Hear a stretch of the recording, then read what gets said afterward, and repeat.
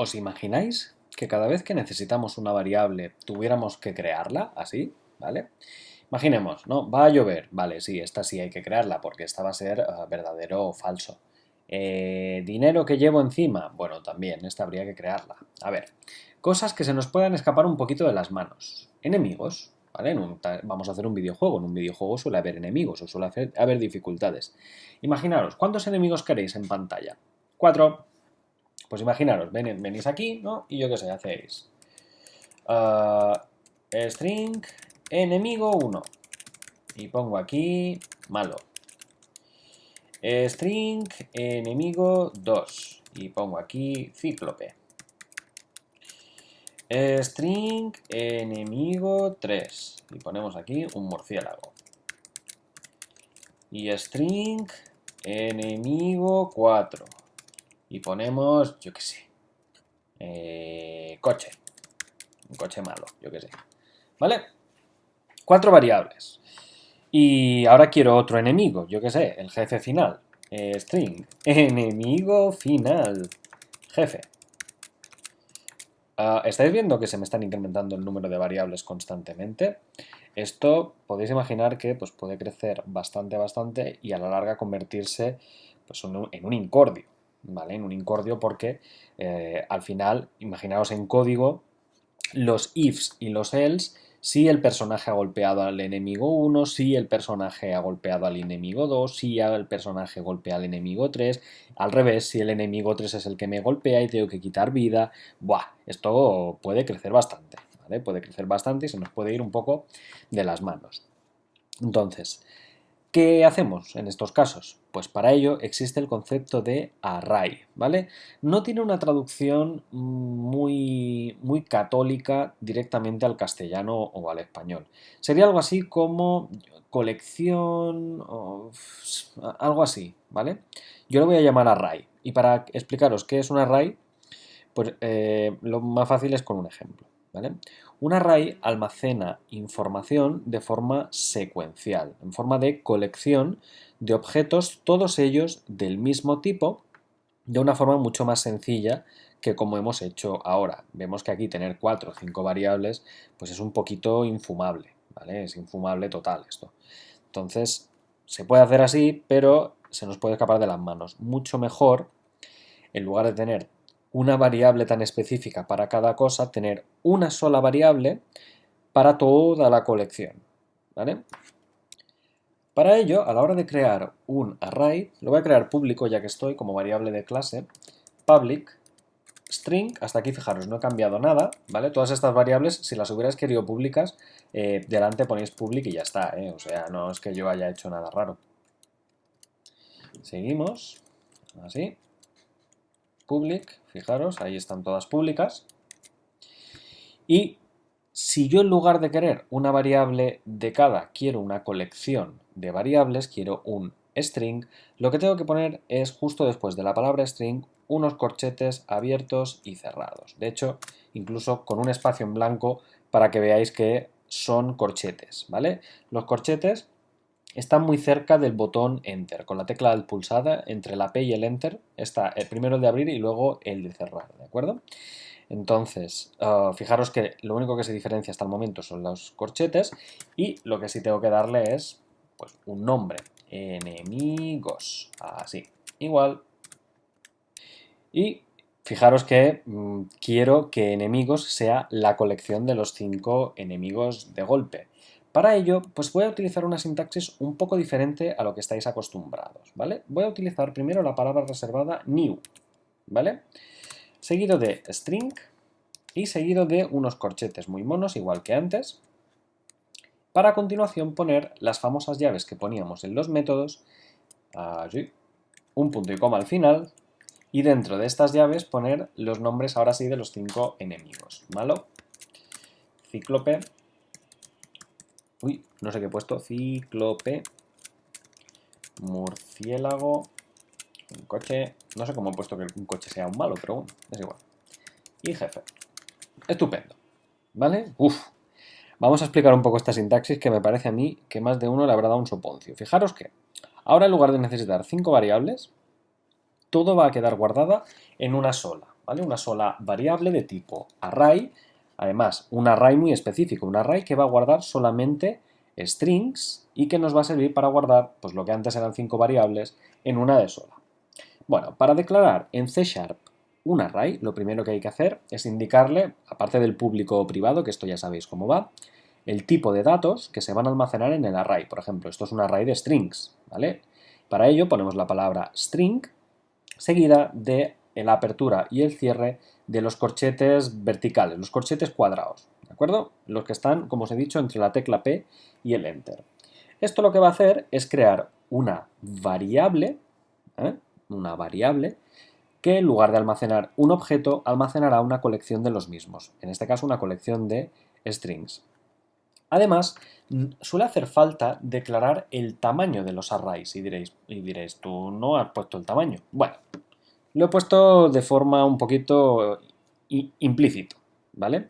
Fijaros que yo he creado el array de strings con la palabra new para indicar que quiero alojar espacio para una colección de strings, new string corchetes, reserva espacio para un array, para una colección de strings. ¿Para cuántos? Pues podría haberlo hecho de otro modo. Podría haber hecho public string corchete y haberle dicho aquí jugadores, ¿vale? Por ejemplo, jugadores. Y haber creado el array de strings indicándole dentro de los propios corchetes, por ejemplo, 8, indicando que pues, puedo tener 8 jugadores, ¿vale? Esto fijaros que os crearía un array igual que el de enemigos, pero vacío.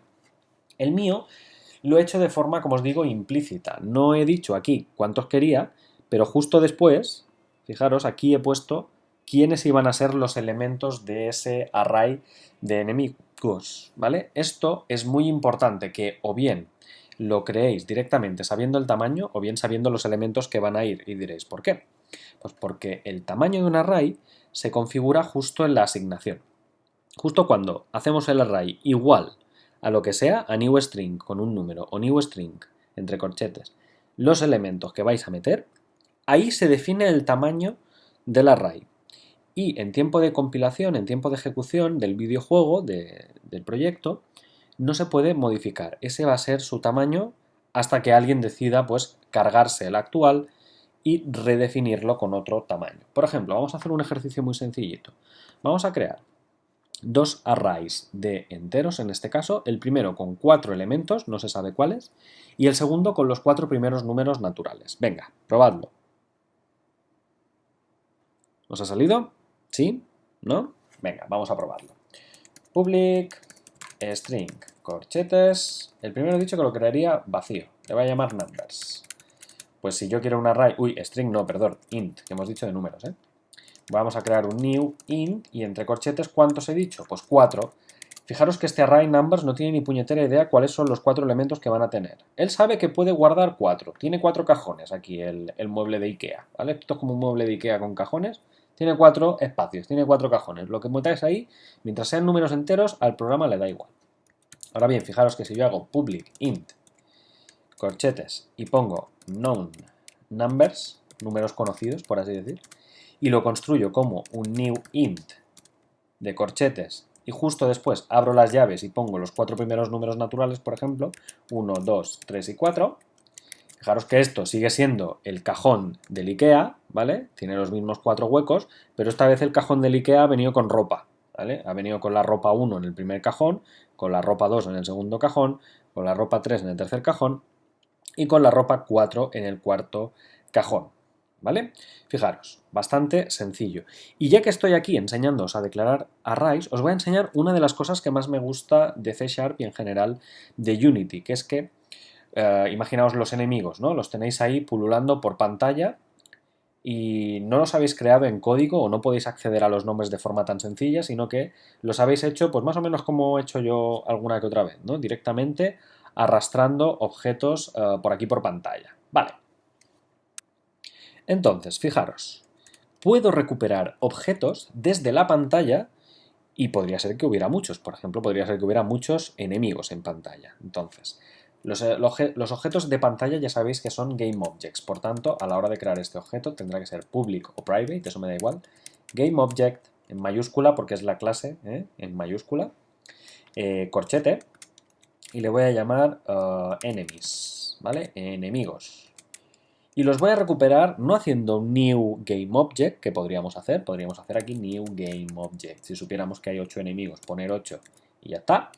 Pero no, vamos a hacerlo de un modo más guay, más cañero. Que es lo siguiente, vamos a poner game object, la propia clase, game object, punto, y hay un método muy chulo llamado find, ahí, objects,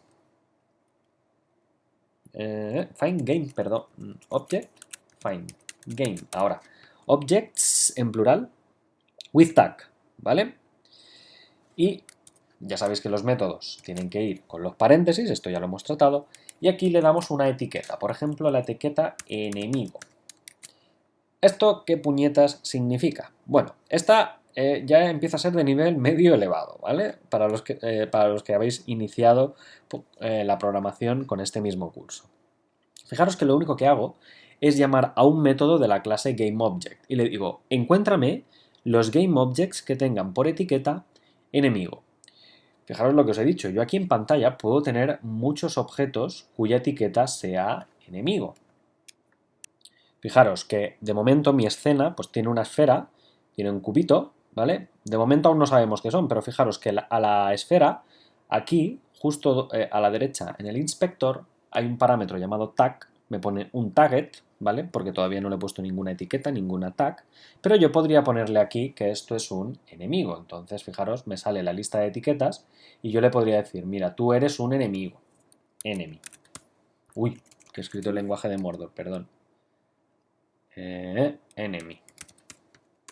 ¿Vale? Entonces fijaros que ahora la esfera me queda tagueada, me queda definida como un enemigo, ¿vale? Lo mismo con el cubo, ¿vale? El cubo que está un target, como ya he creado la etiqueta enemy, la tag de enemy, lo único que tengo que hacer es seleccionarla. Fijaros que ahora tendría dos enemigos en pantalla, ¿vale? Uno sería una esfera y la otra sería un cubo. Entonces lo que haría aquí el colega, el enemy, y fijaros que aquí he puesto enemigo, anda que yo me voy a cubrir de gloria, enemy, ¿vale? La misma etiqueta que pongáis aquí tiene que ser la que pongáis en el editor, ¿de acuerdo? No vale poner en un lado enemy y en el otro enemigo. Unity no sabe traducir de inglés a español, ¿vale? Por tanto, o todo en inglés o todo en español. Entonces, fijaros que cuando yo arranque, ¿qué contendrá el array de enemigos? A ver si sois capaces de adivinarlo. Pues que tendrá, muy fácil, tendrá dos objetos, dos game objects, que serán ni más ni menos que la esfera y el cubo. ¿Por qué? Porque la esfera tiene etiqueta enemy, el cubo tiene etiqueta enemy, y como son dos diferentes, dos, ¿vale? Se guardarán ni más ni menos que en una colección, se guardarán en un array, y esto será lo que contendrá ni más ni menos que nuestro array, en este caso, enemies. Para que lo veáis, que realmente no os estoy mintiendo, lo voy a imprimir por consola. Lo que sí, un pequeño detalle. Fijaros que el find game objects with tag enemy lo he llamado fuera de cualquier método. Esto es una muy mala práctica, porque justo esto de aquí, el array de game objects, no se me va a configurar hasta que la escena arranque. Y si no, imaginadlo, si yo no tengo escena, ¿vale? Si aquí yo no tengo una escena arrancada, no me va a poder mostrar ningún enemigo por pantalla. Entonces, lo correcto, si vais a usar el método findGameObjectWithTag, que es totalmente válido, es que en lugar de hacerlo fuera de cualquier método, lo hagáis dentro de un método. En el awake mismo ya está creado, ¿vale? De aquí, después de las manzanas, ¿os acordáis de las famosas manzanas? Aquí mismo. Y acordaros que dentro de un método la palabra public y private sobra, así que el public a cascarla. Entonces, para enseñaros que realmente hay enemigos, lo único que vamos a hacer es hacer aquí un debug.log y vamos a imprimir. Tengo enemigos en pantalla. Dos puntos, ¿vale? ¿Y cuántos? Pues fijaros que del array enemies, puedo hacer o puedo llamar a su atributo, que ahora ya sabéis lo que es un atributo, length, ¿vale? ¿Lo veis ahí? Atributo longitud. ¿Cuánto de largo es ese array? ¿Cuántas colecciones trae ahí metidas? Entonces, fijaros, lo hacemos así, ¿de acuerdo? Y vamos a compilar a ver qué nos sale por consola en el editor, ¿vale? Voy a hacer un clear aquí del proyecto, si me deja. Le damos al play. Perfecto. Y fijaros, después de las manzanas, el número 16 es par. ¿Dónde están los enemigos? Uy, ¿dónde está? Que no te veo. Ahí está, ¿vale? No, que no lo veía. Tengo enemigos en pantalla 2.2. ¿Por qué? Porque estos dos objetos, estos dos GameObjects del editor han sido tagueados, han sido etiquetados con la etiqueta enemigo y el código es capaz de recuperarlos y evidentemente meterlos dentro de una colección, dentro de un array. Por tanto, fijaros que habíamos empezado el curso declarando variables en el monodevelop y accediendo a ellas desde el editor, ya lo sabéis, pero ahora hemos hecho todo lo contrario. Hemos empezado a setear, que se dice, a configurar parámetros en el editor y hemos visto que también se puede acceder a ellos desde código, desde el monodevelop. Por tanto, este tira y afloja entre monodevelop y el editor va a ser constante. Y ya para finalizar esta primera aproximación a los arrays, fijaros que las variables que son arrays y que las he hecho públicas, las tengo accesibles aquí, ¿vale? Tengo los enemigos 1, 2, 3, 4 y 5, pero fijaros que cuando abro el de jugadores, pues me dice tienes 8 jugadores, de momento vacíos, porque nadie los ha configurado. Recordemos que jugadores era un array de 8 strings vacíos. Tenéis por ahí enemigos, los 5 que caben con los 5 valores que contiene, el malo, el cíclope, el murciélago, el coche del jefe. Por otro lado tenéis aquí el array de numbers con 4 elementos, fijaros todos ellos a 0, porque el array de numbers nadie lo ha configurado por defecto. Y por último el array de known numbers, números conocidos, que tiene 4 posiciones, la primera con el número 1, con la segunda con el 2, el 3 y el 4. Y un pequeño detalle, ya con esto acabo, fijaros que aquí dentro de los arrays os pone el tamaño como primer parámetro, esto es impepinable, debe ser así, pero que luego los elementos, en lugar de empezar por el elemento número 1, empiezan por el elemento número 0. Más adelante haremos un poquito más de énfasis sobre esto, pero todas las colecciones en el mundo de la informática en general no suelen empezar por el número 1, sino por el número 0. De modo que si tú tienes un array como el que hemos creado de 5 enemigos, ¿vale? De 5 elementos, estos van a ir de 0 a 4. El 0 será el primero y el 4 será el último. Tenedlo en cuenta porque esto seguramente nos llevará a algún que otro error cuando en la fase final hagamos nuestro propio videojuego.